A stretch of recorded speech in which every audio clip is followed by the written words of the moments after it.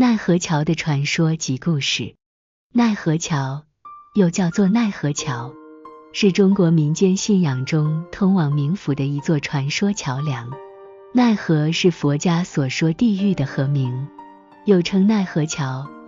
人身死亡后若要转世，必定会经过这座桥，喝下孟婆给的孟婆汤后，忘掉尘世记忆，然后投胎转世。不少故事或传说里经常提到此桥，例如《西游记》第11回一首诗写道：时闻鬼哭与神号，血水浑波万丈高，无数牛头并马面，狰狞把守奈何桥。或《洞明宝记》第19回写到过奈何桥出入地狱的经历。玉历宝钞在《十殿转轮王》章节里提到冥府与孟婆。奈何桥的起源可以追溯到印度神话，在印度教经典《吠陀经》中，有一条河流叫做遗忘之河 Lethe， 亡魂在渡过这条河之前必须喝下河水，以忘却前世的记忆。后来随着佛教的传入，这一概念被传入中国，并与中国本土的鬼神信仰相融合，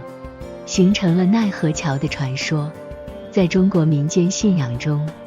奈何桥位于阴曹地府的入口处，是一座横跨忘川河的石桥。桥上有一名老妇，名叫孟婆，负责给亡魂熬制孟婆汤。亡魂在过奈何桥之前，必须喝下孟婆汤，才能忘却前世的记忆，重新开始轮回。关于奈何桥的传说，在东亚地区流传甚广，其中比较著名的有以下几个。在一些民间传说中，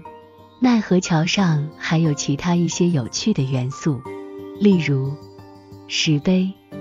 在奈何桥头有一块石碑，上面写着奈何桥3个字，亡魂在过桥之前必须先向石碑叩首，以示尊敬。花朵，在奈何桥两旁盛开着一种名叫彼岸花的花，彼岸花又称忘忧花，据说只有那些前世没有情缘的人才会看到这朵花。奈何桥信仰对东亚地区的文化产生了深远的影响，它反映了人们对死亡、轮回和因果报应的思考，并在文学、艺术等领域留下了深刻的印记。文学，奈何桥经常出现在中国文学作品中，例如在明代小说《西游记》中，唐僧师徒在前往西天取经的路上就曾经过奈何桥。艺术，奈何桥经常出现在中国的绘画、雕塑等艺术作品中，例如在一些寺庙的壁画中可以看到奈何桥的场景。民俗，在一些民间习俗中，人们也会将奈何桥与现实生活中的仪式和活动相结合，例如在一些地方的丧葬仪式中，会向死者口里灌入少量汤水，以象征性的方式让死者喝下孟婆汤。在现代社会，随着科学知识的普及，人们对死亡和轮回的看法已经发生了很大的变化。许多人不再相信奈何桥的存在，而是将其视为一种神话传说或民间故事。然而，奈何桥信仰仍然具有重要的文化价值，它提醒人们珍惜生命，行善积德，不要做坏事。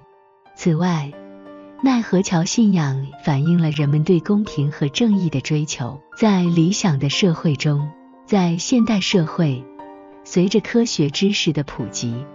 人们对死亡和轮回的看法已经发生了很大的变化。